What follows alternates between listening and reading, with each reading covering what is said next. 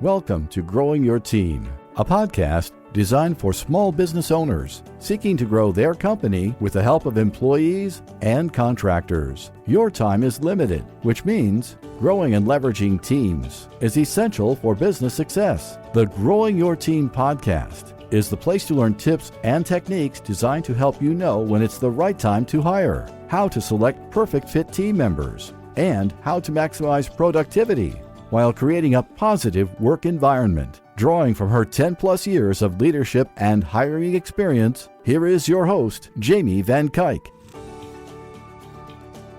Hello, Jamie Van Kuyk here, and welcome back to the Growing Your Team podcast.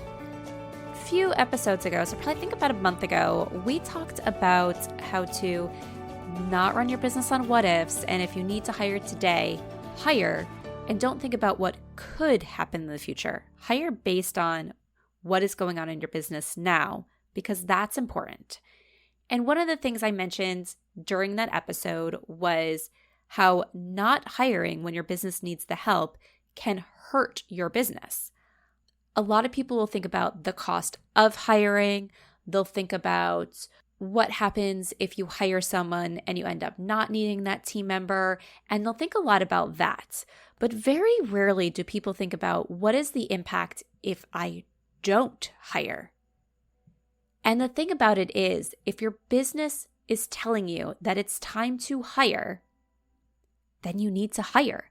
Otherwise, you are negatively impacting your business. And let's look at why that is. The first way that you negatively impact your business by not hiring when it's time to hire is that you can't expand. You're stuck doing what you've always been doing because you can't add anything new. You also potentially can't add more clients because you're at capacity. You can't do more, which means there comes a point where you can't easily grow your revenue. Because I know sometimes a lot of people will say, well, just increase your prices.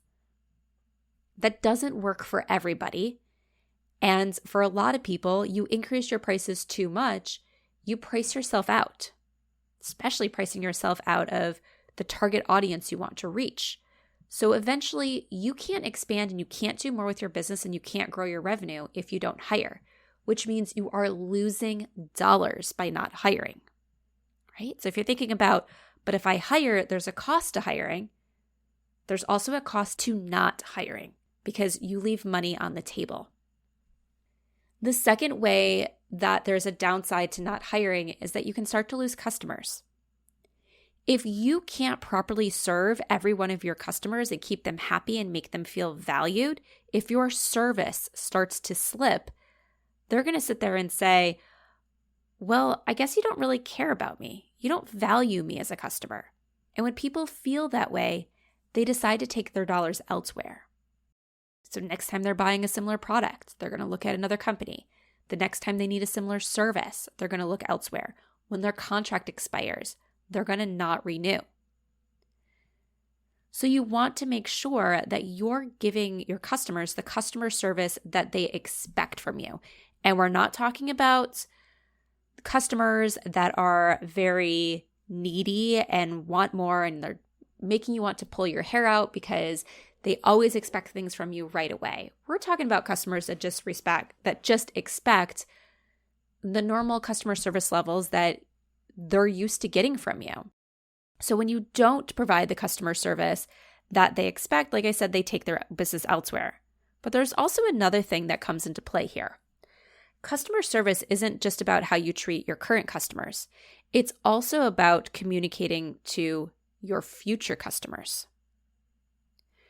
So sometimes people are going to reach out to work with you or to buy things from you because they've been following you. They know you really well and you are their go-to option.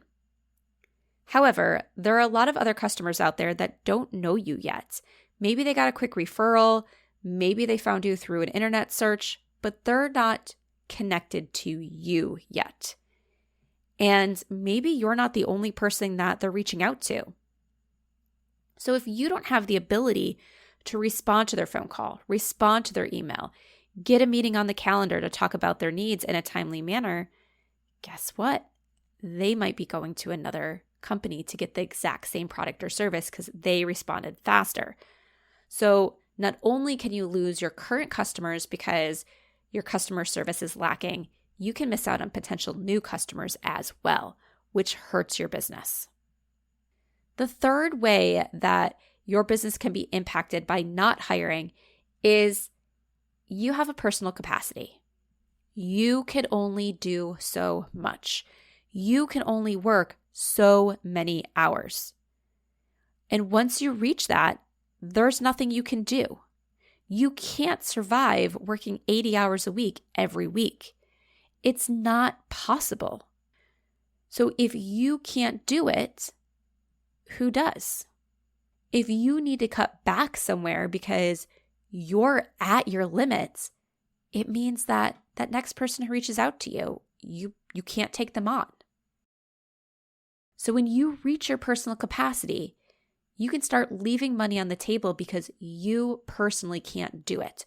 Or your team that you already have today is at their capacity and they can't help with that additional client without feeling overwhelmed. And guess what? You might stay around if you're a little overwhelmed because it's your business and you love it and you see it as a way to be able to serve this additional customer and get that additional revenue. But your team doesn't feel the same way. If they feel that they're constantly being overworked and there's no relief in sight because you refuse to hire, guess what? They're probably going to go elsewhere, and then you're going to have more positions to fill. And lastly, the final way that your business is negatively impacted by not hiring is that you spend your time instead of your money. And guess what? Your time is valuable. As the business owner, you should be spending your time on high-level tasks. Yes, sometimes it takes us a little bit to get there, and we need to do the lower-level tasks for a period of time because somebody needs to do them, and you don't have the ability to hire everything out at first. But there comes a point where certain tasks are no longer worth your time because they take your attention away from those higher value tasks. That it's this phrase that you're working on the $10 an hour tasks instead of the $1,000 an hour tasks, the $100 an hour tasks, the even more expensive dollar an hour tasks. And that's not where you should be spending a lot of your time. Yes, like once again, there are times where you have to spend your time there as the business owner because your team is smaller, you're starting out, you can't delegate all these low-level tasks at first. But if you're spending too much of your time on these tasks and overlooking the higher level tasks, you're hurting your business. For example, it could be every minute that you're doing what would fall under an office admin role means there's one less minute that you're producing leads for your business. There's one less minute you are pulling in revenue. If your hours are directly tied to revenue, so let's say you get paid per hour you're working with a client, any time you're not working with a client means you're leaving money on the table, right? So you then are spending your time to do tasks instead of paying someone your money so that way you can earn more. So think about it this way. I'm just going to give out some easy numbers right now so we can look at it. Let's say you can get an admin for $10 an hour. Most likely you're going to pay an admin more, but I just want to say, let's look at some easy numbers. So $10 an hour, you're paying an admin. During that time that the admin is doing the admin tasks, you can be meeting with a client and you charge $100 an hour. So you are paying someone $10 an hour so your business can earn $100 an hour. But if you didn't hire that admin, you couldn't earn that $100 because you wouldn't have the time to see that client. So whether it's doing certain lower level tasks, whether it is taking time to learn things so you can do it your own, like for example, maybe how to create your website, there comes a period of time where you need to stop trying to do everything yourself and hire the people that can help you. Hire the people that are the knowledge experts or the people who are those lower wage workers so you can focus on more of the CEO tasks and the tasks to grow your business, the tasks to earn more revenue, the tasks that bring in that additional revenue that make paying that team member no big deal. So to wrap up for today, there comes a point in your business when not hiring is detrimental. You cannot look at it as if you're saving money by not hiring. Because yes, you might not have that additional expense on your budget, but in a lot of cases, it's making it so you are not bringing in more money. So your expenses might stay lower, but your revenue potential stays lower as well. So if your business is telling you that it's time to hire, it's time to hire. Find the team member you need so your business can be successful and you can bring in that additional revenue and keep growing your business through growing your team. Are you ready to hire a new team member for your business and you want to ensure you hire the person who can succeed in the role, make you happy, and positively impact your bottom line? Then set up time and let's talk, because this is exactly how I help business owners like you. When you go through my Hire framework, not only will you learn how to attract candidates who have the passion you desire, but you'll be able to identify and select candidates who have the skills you need and can succeed in the role.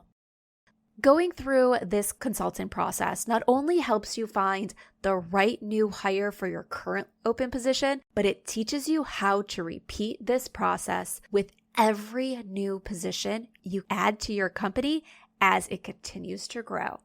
So if you're a small business owner who is ready to hire, has a rough idea of the position you need to add, and you're tired of going through the hiring process only to end up with bad fitting team members, then let's talk. Send me an email at jamie@growingyourteam.com. That's Jamie, Jamie, @growingyourteam.com, or head on over to growingyourteam.com/jumpstart and let's talk about your hiring needs. Thank you for joining us for this episode of Growing Your Team with your host, Jamie Van Kuyk. Be sure to subscribe and head on over to growingyourteam.com to connect, access the show notes, and discover more ways to hire and leverage your perfect fit team.